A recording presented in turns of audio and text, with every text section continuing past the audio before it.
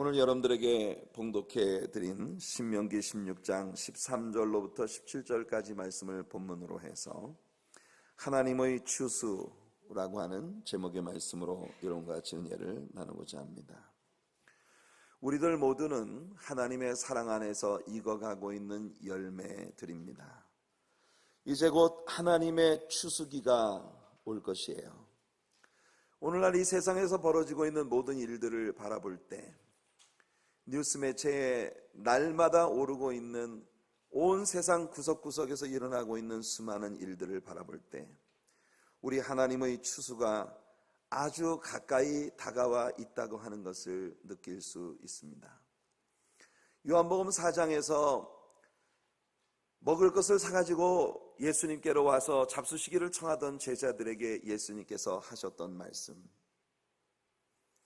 사람들은 아직도 넉 달이 지나야 추수할 때가 이른다 하지만 내가 보기에는 이미 하얗게 익어 추수할 때가 되었다고 말씀하시던 예수님 말씀이 생각납니다.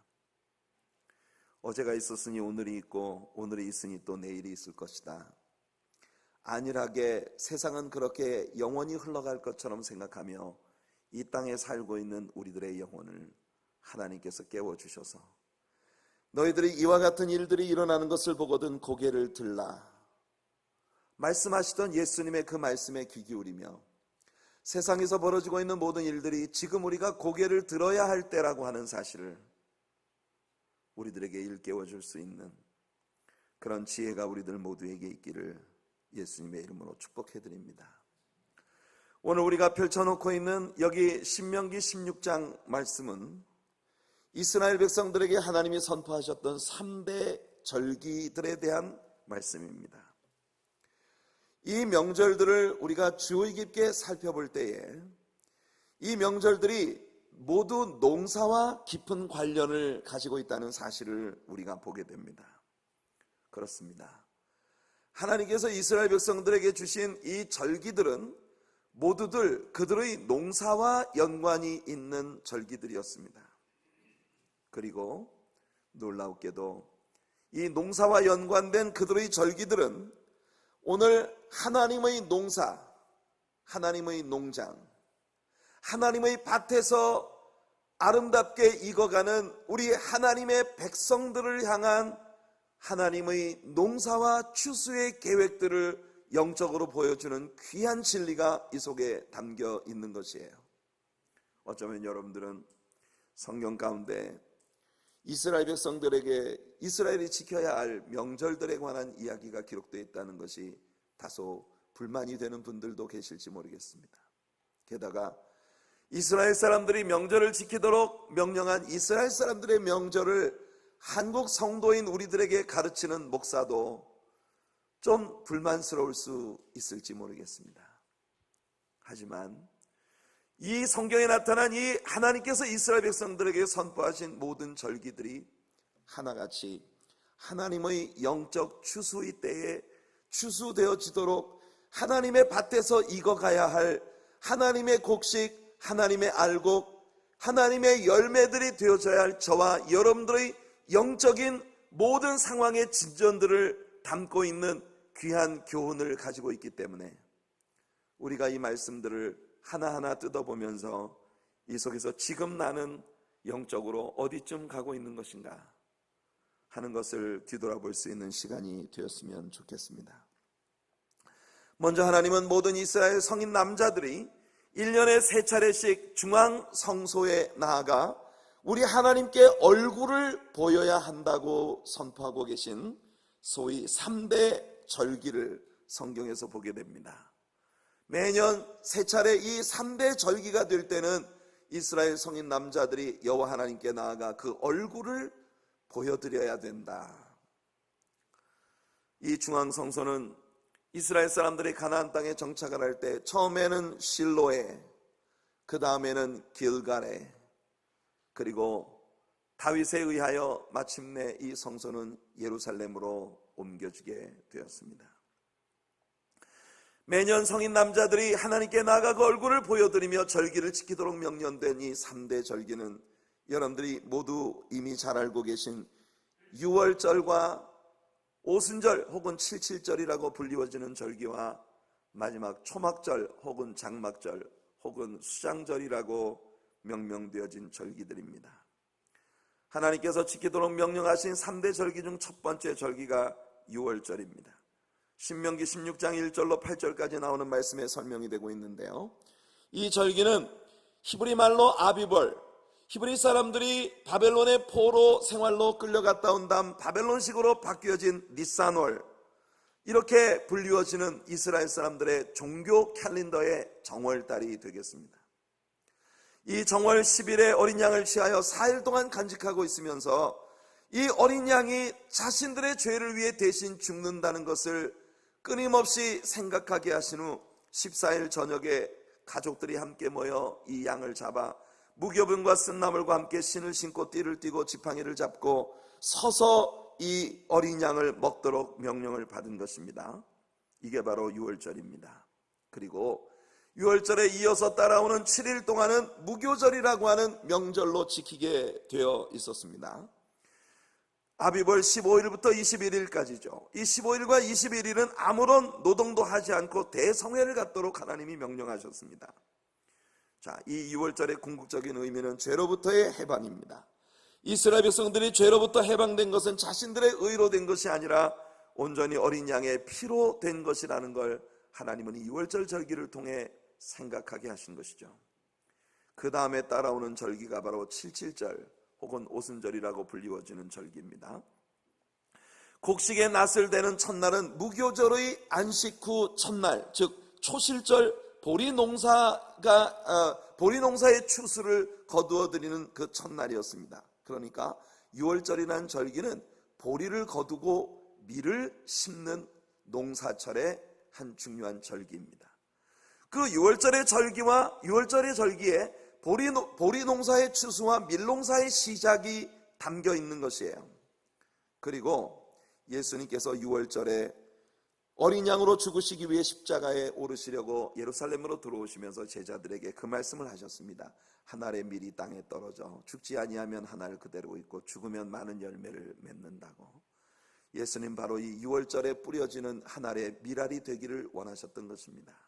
그리고 그 예수님이 죽으신 그 밀알의 씨앗이 떨어진 자리에서 그로부터 밀추수의 첫 열매를 하나님께 올려드리는 또 다른 초실절, 즉 이 오순절 절기에 맞추어서 예수님이 피 흘리신 자리에서 예수 그리스도의 교회가 탄생하는 오순절 성령 강림의 역사가 나타나게 되었던 것이죠.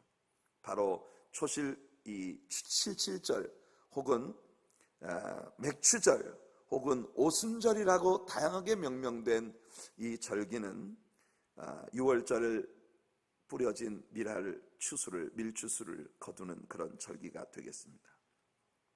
그리고 마지막 유대인 성인 남자들이 중앙성소에 나아가 하나님께 얼굴을 보이도록 명령된 세 번째 절기는 초막절입니다. 여기 우리 본문 16장 13절부터 15절까지 말씀을 보면 너희 타작마당과 포도주 틀에 소출을 거두어 드린 후에 이래 동안 초막절을 지킬 것이요 절기를 지킬 때에는 너와 내 자녀와 노비와 내 성중에 거주하는 레위인과 객과 고아와 과부가 함께 즐거워하되 내 하나님 여호와께서 택하신 곳에서 너는 이래 동안 내 하나님 여호와 앞에서 절기를 지키고 내 하나님 여호와께서 내 모든 소출과 내 손으로 행한 모든 일에 복 주실 것이니 너는 온전히 즐거워할지니라. 초막절은 우리가 성경에서 읽은 것처럼 1년 동안 거두어들인 모든 농작물들의 수확과 그리고 과일 농사의 모든 열매들, 1년 동안 거두어들인 모든 수확물들을 창고에 저장하고 난 다음에 한 해 동안 하나님께서 우리에게 먹을 양식을 주신 것을 감사하면서 지키는 7일 동안의 절기였습니다. 히브리 종교력으로는 7월 15일부터 일주일 동안 지키게 되어 있는 것으로 우리의 양력으로는 9월 하순에서 10월 초순에 보통 해당됩니다. 히브리어로 이달을 에다님 월이라고 불렀는데 바벨론 토로 생활 이후에는 디스리월이라고 하는 이름으로 절기가 바뀌었습니다. 이 절기에는 이스라엘 백성들이 40년간 광야 생활했던 것을 기념하면서 마당 한 구석에 초막을 지어놓고 우리 조상들이 40년 동안 광야를 지날 때 하나님께서 우리 조상들을 반석에서 생수를 내어 마시게 하시고 하늘에서 만나를 내려 먹게 하시며 그들을 보호하셨다는 것을 감사하는 절기이기 때문에 이 절기를 초막절이라고 그렇게 부르는 것입니다. 보십시오. 하나님께서 이스라엘 백성들에게 명령하신 3대 절기는 모두 농사와 연관이 있었습니다. 6월절 절기는 보리를 추수하고 밀을 심는 절기요, 오순절 절기는 거두어진 밀추수의 첫 열매를 하나님께 드리는 절기요, 장막절 혹은 초막절이라는 절기는 1년 동안 거두어들인 모든 농산물들의 수확, 과일들 모든 것들을 창고에 저장하고 난 후 또 한 해를 우리 조상들을 지켜주셨던 것처럼 우리를 지켜주신 것에 대해 감사하는 그런 절기인 것입니다. 성도 여러분, 6월절이라는 절기는 어린 양 예수 그리스도의 죽음을 우리에게 보여주는 절기였습니다. 어린 양의 죽음으로 이스라엘이 애굽의 노예되었던 삶으로부터 벗어난 날을 기념하는 절기이죠. 오늘 예수를 믿는 우리들 모두에게도 우리가 예수 그리스도를 구주로 영접하고 하나님의 자녀가 되기를 결정하고 우리를 속박하고 있었던 옛 생활과 죄와 허물로부터 벗어나서 하나님의 자녀로서의 삶을 출발하기로 결정한 그날이 우리들 모두에게는 영적인 의미의 6월절이 될 것입니다. 베드로전서 1장 18절과 19절에 너희가 알거니와 너희 조상이 물려준 헛된 행실에서 대속함을 받은 것은 은이나 금같이 없어질 것으로 된 것이 아니요 오직 흠없고 점없는 어린 양 같은 그리스도의 보배로운 피로 된 것이니라. 하나님은 어린 양의 피를 이 땅에 뿌리심으로써 밀 농사를 시작하신 것입니다. 그것이 6월절입니다. 그래서 예수님은 아까도 말씀드린 것처럼 6월절에 맞추어 십자가에 죽으시려고 예루살렘으로 올라가시면서 제자들에게 말씀하신 것입니다. 요한복음 12장 23절과 24절이죠. 예수께서 대답하여 이르시되 인자가 영광을 얻을 때가 왔도다. 내가 진실로 진실로 너희에게 이르노니 하나의 밀이 땅에 떨어져 죽지 아니하면 하늘 그대로 있고 죽으면 많은 열매를 맺느니라. 요한복음에서 요한은 우리 예수님께서 하나님의 시간표에 맞추어 모든 일을 행하셨다는 것을 강조해 주고 있습니다. 요한복음에서 때라고 하는 단어는 우리에게 아주 중요한 의미를 갖는다는 걸 우리가 요즘 새벽제단을 통해서 계속 배워가고 있습니다. 갈릴리 가나의 혼인잔치에서 마리아가 예수님께 이 집에 포도주가 떨어졌다는 전가를 보냈을 때 예수님께서는 여자여 나와 무슨 상관이 있나이까 내 때가 아직 이르지 아니하였나이다 라고 그렇게 말했습니다. 요한은 이때부터 때라고 하는 단어를 요한복음 전체를 통해서 계속 사용을 하고 있습니다.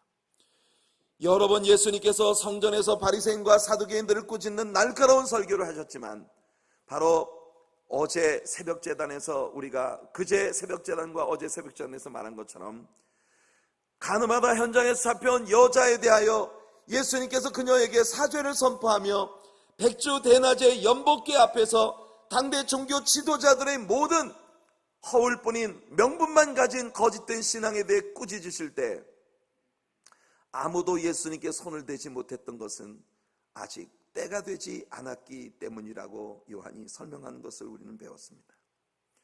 그러다가 요한복음 12장에 들어오면서 비로소 예수님은 자기 때가 왔다고 말씀하기 시작하는 것입니다. 그리고 13장에서 예수님은 자기 때가 이미 이른 줄 아셨다고 말씀합니다. 여기서 예수님께서 말씀하신 때라고 하는 건 바로 십자가에 죽으시는 때입니다. 그런데 성경은 예수님께서 십자가에 처참하게 죽으시는 그때를 비로소 우리 예수님께서 영광을 받으실 때라고 말하고 있다는 것입니다. 사랑하는 성도 여러분, 우리 예수님께는 이 땅에서 일어나는 어떤 일들도 영광이 될 수가 없는 분이셨습니다. 왜냐하면 예수님은 빌립보서 2장에서 바울이 말했던 것처럼 하나님과 동일하신 분으로 저 높은 보좌 위에서 영원토록 영광과 찬양을 받으시기에 합당하신 분이신데 그가 우리의 죄를 구속하시기 위해 이 땅에 오셨고 십자가에 처절하게 죽으시기 위한 것이 예수님께서 이 땅에 오신 목적이었기 때문에 생각해 보세요. 예수님께 이 세상에 있는 어떤 임금이 자신의 면류관을 내어드리고 자신의 보좌를 내어드리고 자신의 나라를 통째로 예수님께 바친다고 한들 그것이 과연 예수님께 영광일 수 있겠느냐는 것입니다. 그럴 수 없죠.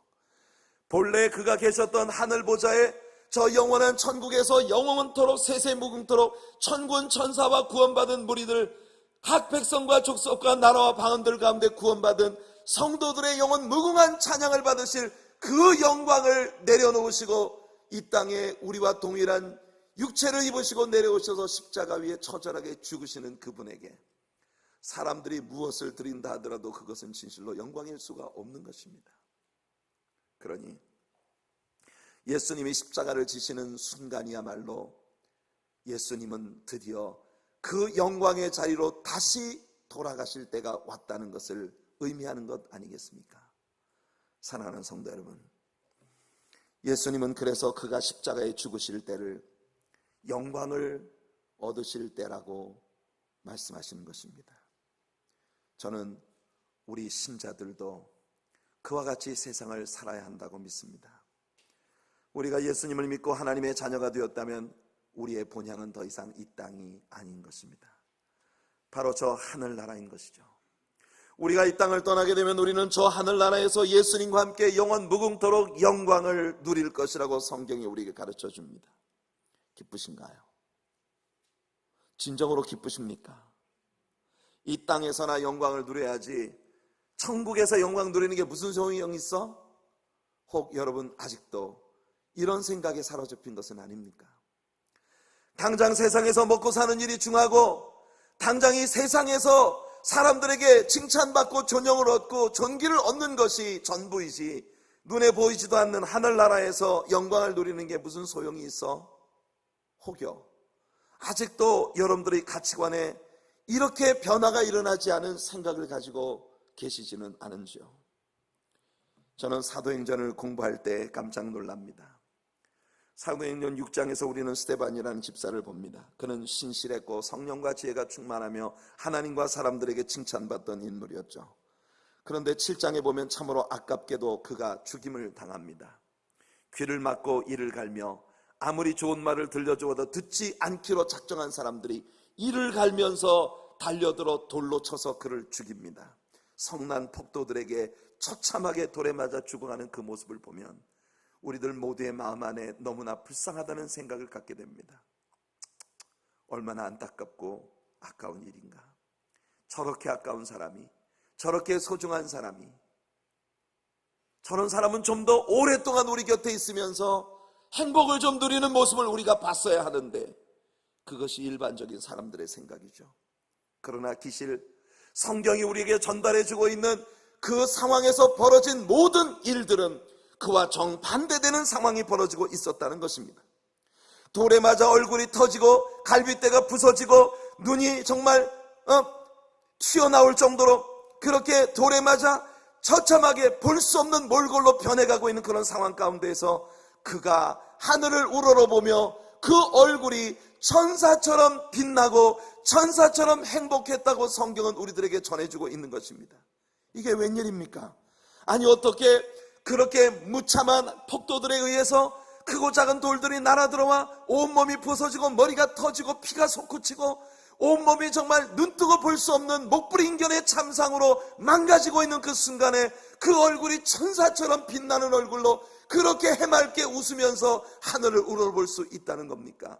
이게 크리스찬들의 삶의 퀄리티인 것입니다. 사랑하는 성도 여러분, 오늘 예수 믿는 우리들 모두에게 예수님을 닮은 이 같은 영광을 주시기를 간절히 소원합니다. 진실로 예수님을 믿는다는 건 이런 차원의 영성 가운데 들어가는 일이 아니겠습니까, 여러분? 이 땅에서 내게 어떤 고통이 와도 어떤 문제가 와도 어떤 아픔이 와도 아랑곳하지 않고 다만 예수님께 고착되어진 나의 시선에서 예수님만 바라보면서 그렇게 해맑게 웃으며 그 모든 일들을 당할 수 있는 이런 영성이 오늘 우리 하나님의 사랑교회 일부 예배에 오신 저와 여러분들에게 주어지게 되기를 예수님의 이름으로 축복해드립니다. 성경을 자세히 뜯어 공부해보면 이유는 한 가지뿐입니다. 스데반이 무슨 슈퍼맨이어서 그럴 수 있었던 것이 아니죠. 그도 우리와 성정이 같은 한 사람에 불과합니다. 그가 어쩌면 그토록 처참하게 죽어가는 광경 가운데에서도 천사처럼 해맑은 얼굴로 미소 지으며 주님을 바라볼 수 있었던 것일까요? 스데반이 하늘을 우러러보자 하늘이 열리며 예수님께서 하나님 보좌 위에서 뻘떡 일어서신 것을 보았다고 성경이 우리들에게 전해주고 있습니다. 이유는 바로 그것입니다. 성경 전체를 통틀어 예수님은 언제나 보좌 우편에 앉아 계시다고 했는데 유일하게 이 장면에서 예수님이 뻘떡 일어나셔서 스테반을 향해 두 팔을 벌리고 Come home, Steve. 그렇게 스티븐을 향해 두 팔을 벌리고 밝은 미소로 그를 바라보며 마중하시는 예수님을 그는 보았던 것이에요. 이것이 믿는 신자들의 가치입니다. 세상에 믿음이 없이 살아가는 사람들과 예수님 믿는 믿음을 가지고 살아가는 사람들의 가장 큰 차이가 바로 여기에 있는 것이에요. 저와 여러분들에게 우리 예수님을 끝없이 바라볼 수 있는 변질되지 않는 시각을 갖게 하시기를 간절히 원합니다. 그 예수님의 빛나는 얼굴을 본 그 순간 스데반은 어쩌면 외쳤을지 모릅니다. 오냐, 던져라, 더 큰 돌 없냐, 나를 빨리 저곳에 보내다오. 이것이 스데반의 마음이 아니었을까요? 우리와 신앙의 노선은 다소 다르지만 김대건 신부가 저 새남터 한강변 순교 성지에서 망나니의 칼에 목베임을 당하던 그날, 김대건 신부가 단두대 위에 목을 들이밀며 해맑게 웃는 얼굴로 망나니를 바라보면서 자, 이만하면 됐느냐? 이렇게 웃으면서 그의 칼에 목베임을 당하여 순교했다는 이야기는 한국의 순교사의 아주 유명한 이야기 중 하나입니다. 성도 여러분, 우리 그렇게 삽시다. 우리 그렇게 삽시다. 우리의 영원한 나라가 하나님의 나라에 있는 자답게 그렇게 살도록 합시다. 6월절은 우리 예수님께서 자신을 처절히 낮추시고 이 땅에 오셔서 십자가 위에서 죽으신 것을 나타내는 절기입니다. 그런데 흥미로운 것은 6월절 이후, 즉 무교절 가운데 들어있는 안식 이후의 첫날은 보리의 첫 열매를 하나님께 드리기 위해 곡식에 낫을 대는 날이었습니다. 이날 제일 먼저 베어진 곡식 한 묶음을 하나님 앞에 요제로 흔들어 바침으로써 앞으로 거두어질 모든 곡식들도 다 하나님의 것이라는 것을 나타내는 초실절의 제사인 것입니다. 예수 그리스도가 죽음을 이기시고 다시 부활하신 것, 그렇게 해서 모든 그 뒤를 따르는 성도들 가운데 첫 열매로 우리 예수님이 부활하심으로써 그를 믿는 모든 성도들이 그 뒤를 따라 하나님의 농사에 아름답게 추수하여 하나님께 하나님의 것으로 바쳐지게 될 것을 이 말씀이 우리들에게 보여주고 있는 것이에요. 사랑하는 성도 여러분, 6월절로부터 오순절까지는 밀농사 기간입니다. 다시 말씀드리지만 하늘의 밀알처럼 땅에 떨어져 죽으신 예수 그리스도의 피 흘리신 자리에서 50일 동안 밀이 자라 첫 열매의 추수를 하나님께 올려드리는 또 다른 초실절의 제사가 하나님께 올려지는 것이 바로 77절 혹은 오순절이라는 제사입니다. 예수님 십자가에 못 박혀 죽으시고 첫 열매로 부활하시고 난 다음 그 6월절 안식일로부터 7 안식일이 지난 49일, 그 안식 후 첫날 50일째 되는 날이 오순절이었는데, 우리가 사도행전 2장을 보게 되면 오순절 날이 이미 이름에 그들이 다 같이 한 곳에 모였더니 호련히 하늘로부터 급하고 강한 바람 같은 소리가 있어 그들이 앉은 온 집에 가득하며 마치 불의 혀처럼 갈라지는 것들이 그들에게 보여 각 사람 위에 임하여 있더니 그들이 다 성령의 충만함을 받고 성령이 말하게 하심을 따라 다른 언어들로 말하기를 시작하니라. 같은 오순절 날에 37절로 47절에 다시 베드로가 말합니다. 그들이 이 말을 듣고 마음에 찔려 베드로와 다른 사도들에게 물어 이르되 형제들아 우리가 어찌할꼬 하거늘 베드로가 이르되 너희가 회개하여 각각 예수 그리스도 이름으로 세례를 받고 죄사함을 받으라.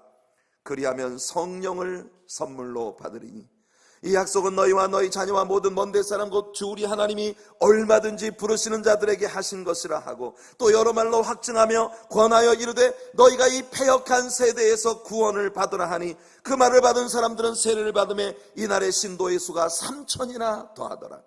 그들이 사도의 가르침을 받아 서로 교제하고 떡을 떼며 오로지 기도하기를 힘쓰니라. 사람마다 두려워하는데 사도들로 말미암아 기사와 표적이 많이 나타나니 믿는 사람들이 다 함께 있어 모든 물건을 서로 통용하고 또 재산과 소유를 팔아 각 사람의 필요를 따라 나눠주며 날마다 마음을 같이하여 성전에 모이기를 힘쓰고 집에서 떡을 떼며 기쁨과 순전한 마음으로 음식을 먹고 하나님을 찬미하며 또 온 백성에게 칭송을 받으니 주께서 구원받는 사람을 날마다 더하게 하시니라. 오늘 우리가 살고 있는 이 시대는 바로 이 오순절의 연장선상에 놓여 있는 때인 것입니다. 오순절로부터 시작된 우리 하나님의 교회의 일원으로 우리는 오늘 여기에서 주님을 예배하고 있는 것이에요. 이제 이스라엘 백성들의 밀농사는 오순절에 그 곡식을 거둠으로써 끝났습니다. 그러나 이스라엘 백성들의 농사가 완전히 끝난 건 아니죠. 이때로부터 과일이라든지 각양 농산물들의 농사가 계속되고 마침내 이스라엘의 종교력으로 7월 15일, 그러니까 우리의 달력으로는 9월에서 10월에 해당되는 완전히 모든 농사를 끝낸 때에 곡식과 과일들을 창고에 드리는 수장절 혹은 장막절, 초막절이라는 절기가 오게 되는 것이에요. 이때는 바로 예수 그리스도께서 공중에 재림하셔서 이 땅에서 얻은 모든 열매들, 구원받은 저와 여러분들, 우리 모든 성도들 천국 창고에 들이시는 그날을 기념하는 절기인 것입니다. 그러니까 지금 우리는 오순절과 장막절 그 사이에 살고 있는 예수 그리스도의 교회들이라는 것입니다. 할렐루야. 누가복음 3장 15절로 17절에 백성들이 바라고 기다림으로 모든 사람들이 요한을 혹 그리스도신가 심중에 생각하니 요한이 모든 사람에게 대답하여 이르되 나는 물론 너희에게 세례를 베풀거니와 나보다 능력이 많으시니가 오시나니 나는 그의 신발끈을 풀기도 감당하지 못하겠노라. 그는 성령과 불로 너희에게 세례를 베푸실 것이요 손에 키를 들고 자기의 타작 마당을 정하게 하사 알곡은 모아 곡간에 들이시고 쭉정이는 꺼지지 않는 불에 태우시리라. 이것이 바로 장막절이라는 이스라엘의 3대 절기 가운데 모든 영적 의미들이 성취되어지고 마지막 하나 남은 장막절 절기의 영적인 해석인 것입니다. 이것이 이스라엘 백성들의 농사와 관련지어 명령하신 3대 절기의 영적 의미들이고, 이제 우리는 우리가 어느 시점에 살고 있는지를 알았습니다. 우리들의 진짜 영광이 어디에 있는지, 우리들의 진짜 영광이 무엇인지, 바로 그 영원 무궁토록 상쇄되지 않을 진실한 영광을 바라보는 사람들이기에 이 땅에서 우리들의 신자로서의 삶의 퀄리티가 어떤 것이어야 하는지 우리는 오늘 이 말씀을 통해서 배운 것입니다. 이 질문들을 우리 스스로에게 물어봅시다. 나는 유월절 어린 양의 피로 정결함을 받았는가? 그래서 애굽에서 완전히 벗어났는가? 이 경험이 있어야 우리들은 비로소 농사가 시작된 사람들입니다. 나는 오순절 성령 체험으로 그리스도와 그리스도의 온전한 교회가 되었는가? 바로 이 체험이 우리들로 하여금 영적으로 성숙해가는 하나님의 농사에 익어가는 곡식들로 교회의 구성원으로 존재하게 되는 것이죠. 이제 여러분의 영광은 무엇입니까?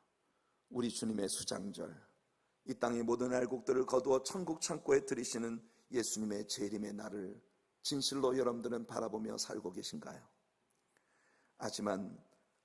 아니면 아직도 흙빛이 되어버린 얼굴로 이 땅의 것을 찾아 헤매고 계신 것인가요? 우리 개개인에 있어서 하나님은 두 가지 추수의 방법을 사용하실 것입니다.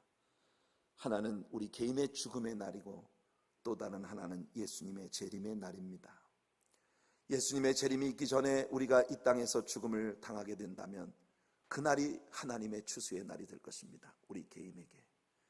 그러나 만약 우리가 살아있는 동안 예수님의 재림이 이루어진다면 그날이 바로 하나님의 추수의 알곡인 저와 여러분들을 거두시는 영광스러운 날이 되겠죠.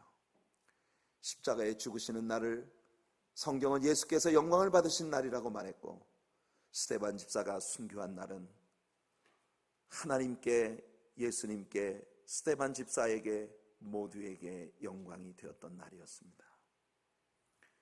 천사처럼 빛나는 얼굴로, 예수 그리스도의 영광의 광채로 날마다 변해가는 그런 아름다운 얼굴로 저 영원한 하늘나라의 가치를 바라보며 성령의 능력 가운데 그리스도의 농장인 하나님의 사랑교회라고 하는 교회 안에서 예수님께 뿌리를 내리고 복음 안에서 자라 아름다운 열매로 익어가는 저와 여러분, 하나님의 추수의 알곡들이 될 수 있기를 예수님의 이름으로 축복해드립니다.